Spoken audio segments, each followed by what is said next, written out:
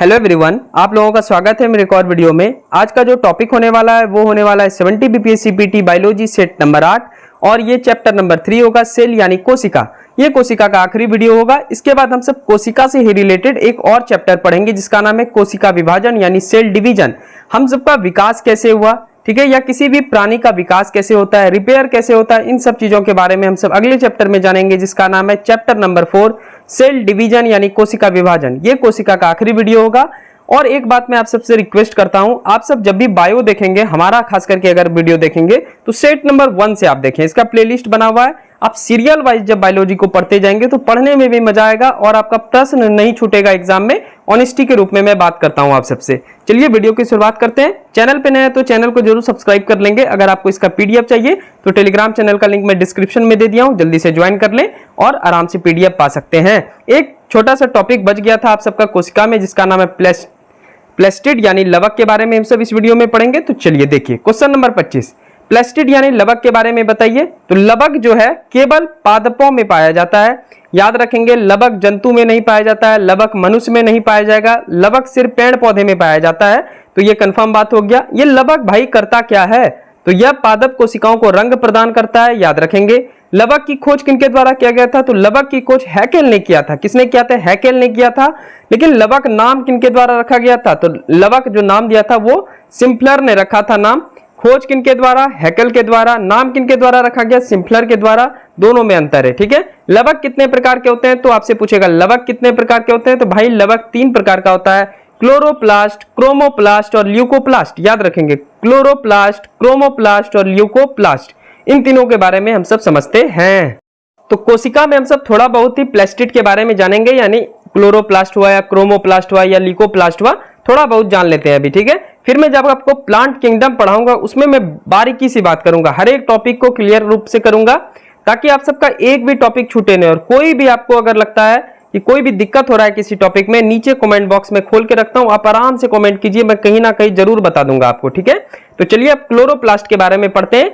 यह पादपों को हरा रंग देता है। क्लोरोप्लास्ट क्या करता है, पादप को हरा रंग देता है।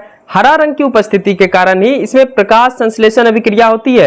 अब जैसे ये प्रकाश संश्लेषण अभिक्रिया आया, फोटोसिंथेसिस इसको बोलते हैं इंग्लिश में, और हिंदी में बोलते हैं प्रकाश संश्लेषण। आपको पता है कि पेड़ पौधे जो भाई खाना लेता है वो सूरज की रोशनी से लेता है, और जब सूरज की रोशनी से लेगा तो यही खाना बनाने की प्रक्रिया को ही हम सब प्रकाश संश्लेषण अभिक्रिया कहते हैं, जो कि अभी इस वाले वीडियो में भी थोड़ा बहुत जानेंगे।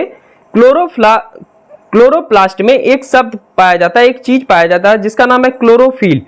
क्लोरोप्लास्ट में क्या होता है, तो क्लोरोफिल। तो क्लोरोप्लास्ट जो है वो क्लोरोफिल के बने होते हैं। लेकिन ये भाई क्लोरोफिल किसके बने होते हैं, तो क्लोरोफिल मुख्यतः कार्बन, हाइड्रोजन, ऑक्सीजन, नाइट्रोजन और मैग्नीशियम के बने होते हैं।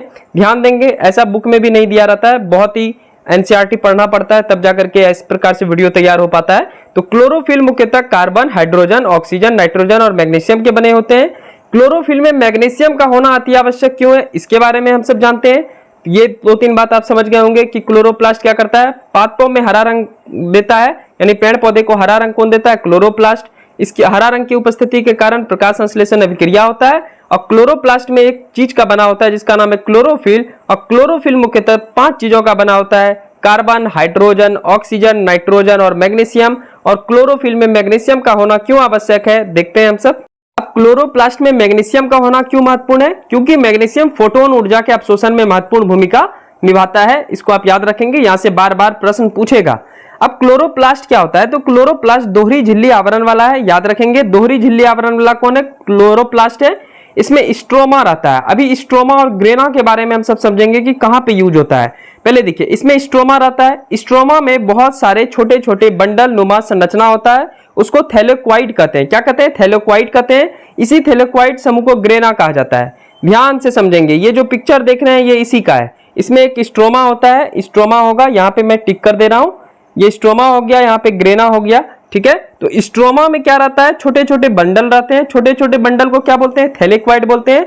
और जब थैलेक्वाइड एक समूह का निर्माण करता है तो उसको ग्रेना बोला जाता है। अब ये भाई स्ट्रोमा और ग्रेना का उपयोग क्या है आपके प्लांट में, क्लोरोप्लास्ट में स्ट्रोमा रहता है। स्ट्रोमा में क्या रहता है, एक छोटे छोटे बंडल के रूप में थैलेक्वाइड रहता है, और जब थैलेक्वाइड का समूह तैयार होता है तो वो ग्रेना पाया जाता है, ठीक है। तो क्लोरोप्लास्ट में स्ट्रोमा, स्ट्रोमा में थैलेक्वाइड और थैलेक्वाइड में ग्रेना पाया जाता है। अभी स्ट्रोमा और ग्रेना को आप सब माइंड में रखेंगे क्योंकि इसका यूज होगा आगे। चलिए समझते हैं स्ट्रोमा और ग्रेना का एक्चुअल में उपयोग क्या होता है। तो प्रकाश संश्लेषण का प्रकाशीय अभिक्रिया, यानी प्रकाश संश्लेषण का क्रिया पेड़ पौधा उस अवस्था में कर रहा है जब पेड़ पौधे पे रोशनी पड़ रहा है, यानी सूरज का रोशनी पड़ रहा है, तब क्या होगा, तो जब प्रकाश संश्लेषण का प्रकाशीय अभिक्रिया होगा तो ये ग्रेना में होगा। याद रखेंगे ये कहां होगा, ये ग्रेना में होगा। इसमें फोटोलिसिस ऑफ वाटर यानी जल अपघटन होता है। दो बात समझ गए, जब प्रकाश संश्लेषण अभिक्रिया यानी जब पेड़ पौधे को आप धूप में रखेंगे तो वहां पे प्रकाशीय अभिक्रिया होगा। प्रकाश संश्लेषण का कैसा अभिक्रिया होगा, प्रकाशीय अभिक्रिया होगा, क्योंकि पेड़ पौधा भाई कहां है, धूप में है, ठीक है। तो ये प्रकाशीय अभिक्रिया कहां होता है, तो ये ग्रेना में होता है। याद रखेंगे कहां होता है, ग्रेना में होता है। और इसके अलावा वहां पे क्या होता है, तो इसके अलावा वहां पे फोटोलिसिस ऑफ वाटर यानी जल अपघटन होता है। चलिए प्रकाश का अप्रकाशीय अभिक्रिया, आप बहुत सारे इंडोर प्लांट्स को देखे होंगे जो कि रूम के अंदर यानी घर के अंदर रहता है, क्या वहां पे ठीक ठाक रोशनी पहुंचता है, तो इसका आंसर है नहीं, वहां पे ठीक ठाक रोशनी नहीं पहुंचता है। फिर भी वह पौधे कैसे सरवाइव कर लेता है, कैसे वो जीवित रह जाता है, तो इसको बोलते हैं प्रकाश का अप्रकाशीय अभिक्रिया, यानी वैसा अभिक्रिया जब पौधे को आप धूप में ना रख करके इंडोर में रखते हैं, यानी इंडोर प्लांट्स के रूप में यूज करते हैं, तो उसको बोलते हैं प्रकाश संश्लेषण का अप्रकाशीय अभिक्रिया। बहुत सारे इंडोर प्लांट आते हैं जैसा कि आप घर के अंदर रख सकते हैं, तो वो जो अप्रकाशीय अभिक्रिया होगा वो कहां संपन्न होगा, तो अप्रकाशीय अभिक्रिया हमेशा स्ट्रोमा में संपन्न होगा, ठीक है। कहां संपन्न होगा, स्ट्रोमा में संपन्न होगा। और वहां पे क्या होगा, तो निकोटिनामाइड एडेनिन डाइफॉस्फेट का निर्माण होता है। इसके अलावा वहां पे ग्लूकोज का स्थिरीकरण भी होता है। तो जब प्रकाशीय अभिक्रिया होगा ग्रेना में संपन्न, और प्रकाशीय अभिक्रिया होगा स्ट्रोमा में संपन्न। समझ में आ गया होगा। नेक्स्ट पॉइंट अब हम सब देखते हैं, क्लोरोफिल और क्या क्या कार्य कर सकता है। तो क्लोरोफिल के कारण ही कार्बन डाइऑक्साइड का स्थिरीकरण होता है। इसका मतलब क्या हुआ, देखिए आप सबको नॉर्मल सी बात में पूछता हूं, पेड़ पौधे हम क्या लेते हैं, तो पेड़ पौधे कार्बन लेते हैं और बदले में हम सबको क्या देते हैं, ऑक्सीजन लेते हैं। तो पेड़ पौधे जो कार्बन लेते हैं तो क्लोरोफिल के कारण ही वो कार्बन डाइऑक्साइड अपने में अवशोषित कर पाते हैं और बदले में हम सबको ऑक्सीजन दे पाते हैं, ठीक है। और ये क्रिया किसके कारण से होता है, तो ये प्रकाश संश्लेषण क्रिया के कारण होता है। अब इसमें क्या होता है, तो 6CO2 + 12H2O, CO2 का मतलब हो गया कार्बन डाइऑक्साइड और H2O का मतलब हो गया जल। जब ये धूप में आता है, जब ये धूप इस पे पड़ता है तो क्लोरोफिल के कारण ये glucose plus 6 carbon dioxide plus जल, ठीक है, इसका क्या करता है, रिलीज करता है। समझ में आ गया, ये ग्लूकोज में परिवर्तन होगा। प्रकाश संश्लेषण के बारे में हम सब अच्छे ढंग से समझेंगे जब मैं आपको प्लांट किंगडम पढ़ाऊंगा, तब उसमें बहुत बारीकी से बात करेंगे। इस दौरान क्या होता है कि जब कार्बन और जल सनलाइट में आता है क्लोरोफिल के कारण, तो ग्लूकोज के साथ साथ एक चीज रिलीज करता है जिसका क्या नाम है, पानी। अब पानी जो रिलीज करता है, तो देखिए नीचे में पॉइंट लिखा हूं, प्रकाश संश्लेषण में ऑक्सीजन जो प्राप्त होता है वो जल से प्राप्त होता है और अपशिष्ट के रूप में ऑक्सीजन ही बचता है। यानी पेड़ पौधे खाना बनाने के लिए कार्बन डाइऑक्साइड हम लेते हैं और बदले में हम सबको क्या देते हैं, ऑक्सीजन देते हैं। इतना भी आप समझ लीजिए। थोड़े ही चैप्टर के बाद, 5-6 चैप्टर के बाद आपका जब प्लांट किंगडम शुरू होगा तब देखिएगा प्रकाश संश्लेषण कितना डिटेल में हम सब पढ़ते हैं। चलिए आगे बढ़ते हैं। अब दूसरा इसका प्रकार देखते हैं।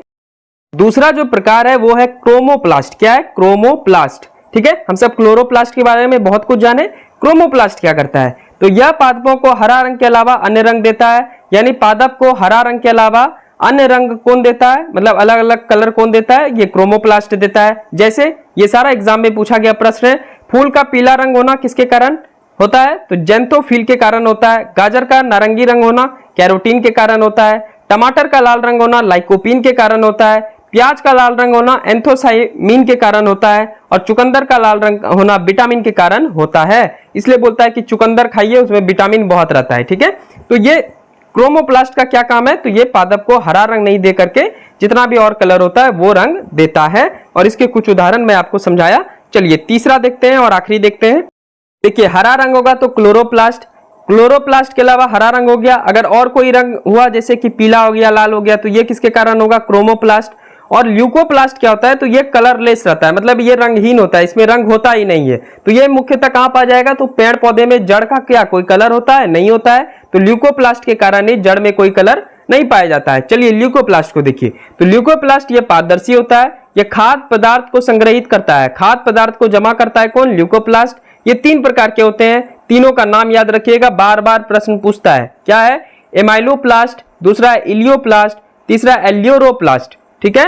एमाइलोप्लास्ट क्या करता है, ये कार्बोहाइड्रेट या स्टार्च को स्थिरीकरण करता है। स्टार्च मतलब समझते हैं होता है, ठीक है। इसका मतलब हो गया कि आलू जो है, आलू को कभी अगर बॉईल करके आप हाथ में पीसेंगे तो उसमें लट्ठापन पाया जाता है, चिपचिपापन होता है, उसी को स्टार्च बोलते हैं। जैसे चावल में स्टार्च पाया जाता है, तो हम सब बचपन में पतंग जो है, पतंग का जो पूंछ होता है वो चावल से ही चिपका देते थे, ठीक है, गांव में। तो आप सबको पता है वो किस कारण से चिपक जाता था, तो स्टार्च के कारण से।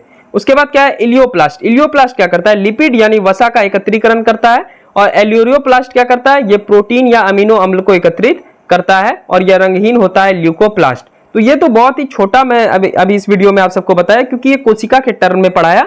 जब मैं प्लांट किंगडम आपको पढ़ाऊंगा, पेड़ पौधे के बारे में पढ़ाऊंगा, जिसका लगभग 5, 6, 7 वीडियो बनेगा, तो उसमें हम सब बारीकी से पढ़ेंगे, इसको अच्छे ढंग से समझेंगे। क्योंकि कोशिका में भी इसको पढ़ाया जाता है, इसलिए मुझे पढ़ाना पड़ा। चलिए मिलते हैं नेक्स्ट वीडियो में। अब होगा चैप्टर नंबर 4, सेल डिवीजन यानी कोशिका विभाजन। अब यहां तक आपका मैं पीडीएफ भी शेयर कर दिया हूं, तो आप सब आराम से पीडीएफ से भी पढ़ सकते हैं, या वीडियो तो आपको देखना ही है, वीडियो देखिए और पीडीएफ से याद कीजिए, आसान होगा, ठीक है। चलिए मिलते हैं नेक्स्ट वीडियो में। वीडियो पसंद है तो हमारे चैनल को सब्सक्राइब कर लेंगे आप सब, और एक लाइक कर लेंगे। थैंक यू सो मच, मिलते हैं जल्दी।